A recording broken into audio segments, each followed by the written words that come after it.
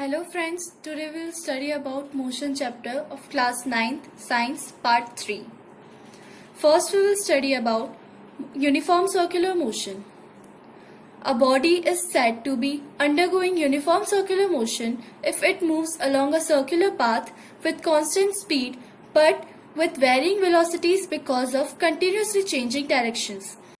अगर कोई body circular path पर मूव कर रही है with constant speed, it means that body is undergoing uniform circular motion but with varying velocities. Varying velocities इसलिए क्योंकि उसका डायरेक्शन बार बार चेंज हो रहा है, इसलिए वेलोसिटी कांस्टेंट नहीं होगी. फॉर एग्जाम्पल, ये ऑब्जेक्ट मूव कर रहा है सर्कुलर पाथ पर, इसकी स्पीड तो कांस्टेंट है बट एक्सेलरेशन हो रहा है, वेलोसिटी कांस्टेंट नहीं है क्योंकि डायरेक्शन चेंज हो रही है. Now we will discuss about some important questions of the chapter. First question is, a bus starting from rest moves with a uniform acceleration of 0.2 meter per second square for 5 minutes. Calculate the speed acquired and the distance moved by the bus. मतलब अगर कोई बस rest में थी पहले, उसके बाद वो यूनिफॉर्म एक्सेलरेशन से मूव कर रही है 5 मिनट्स तक और उसका एक्सेलरेशन है 0 मीटर पर सेकेंड स्क्वायर, तो हमें उसकी स्पीड निकालनी है और डिस्टेंस जितना भी उस बस ने कवर किया है वो निकालना है. So the solution is u is equal to 0. उसकी इनिशियल वेलोसिटी तो 0 है and acceleration is equal to 0.2 metre per second square. Time is equals to 5 minute which is equals to 300 seconds. अब हमें वेलोसिटी निकालनी है एंड डिस्टेंस निकालना है. From v equal to 0 plus 80, v equal to 0 plus 0.2 into 300.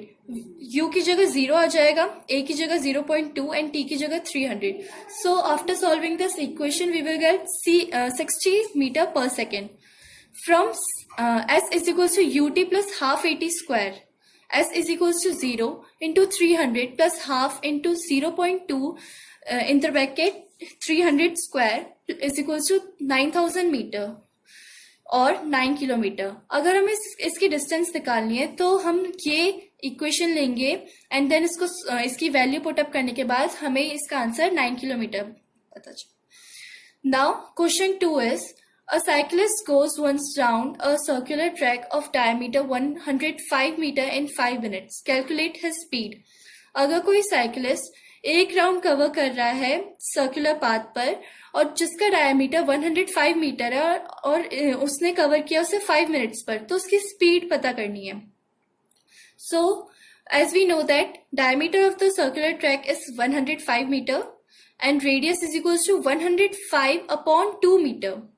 So, time taken to complete one round t is equals to 5 minutes, which is 300 seconds. So now we have to know that what is the velocity. So v is equals to 2 pi r upon t, and after putting up the value, we will get 1.1 meter per second. It means इसकी velocity 1.1 meter per second थी. Question 3. 3 speed time graphs are shown in the following diagrams. सबसे पहले हम first speed time graph को discuss करते हैं.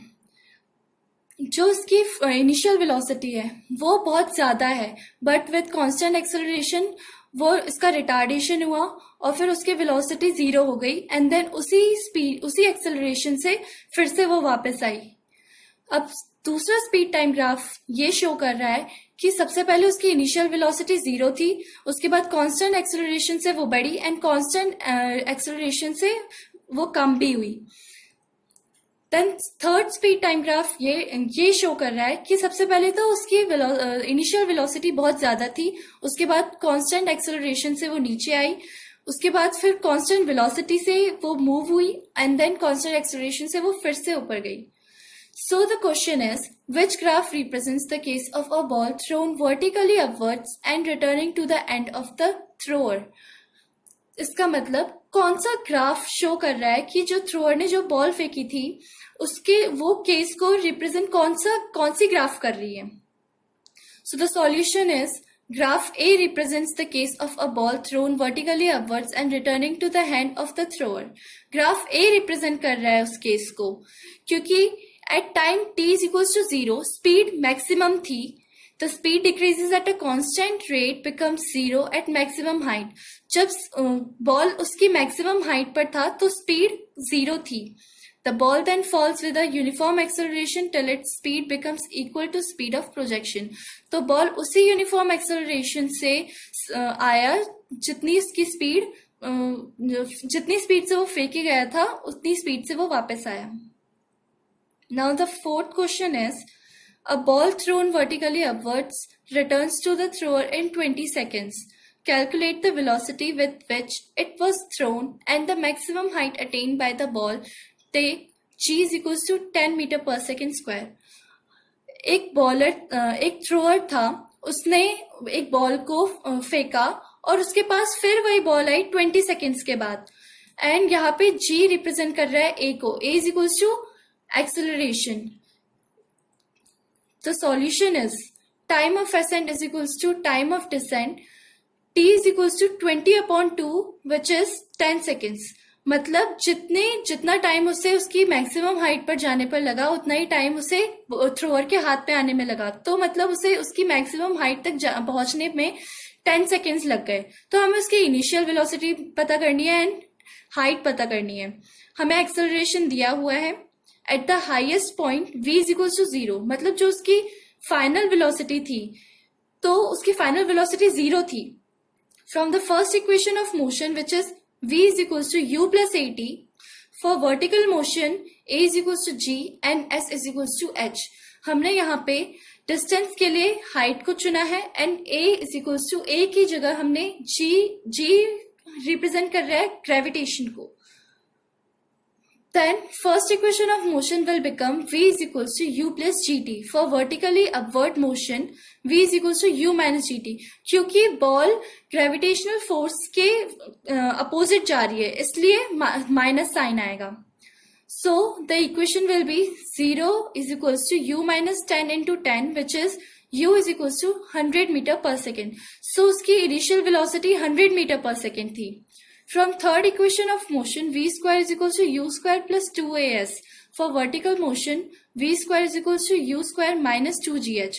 तो a की जगह हमने यहाँ पे g रखा और s की जगह h और माइनस इसलिए आया क्योंकि वो ग्रेविटेशनल फोर्स के अपोजिट जा रही थी. So after solving this solution, 0 is equals to 100 square minus 2 into 10 into h or 20 h is equals to 10,000. So h is equals to 10,000 upon 20 which is 500 meter. मतलब उसकी जो डिस्टेंस थी height, उसकी जो हाइट थी वो थी 500 मीटर. Thank you.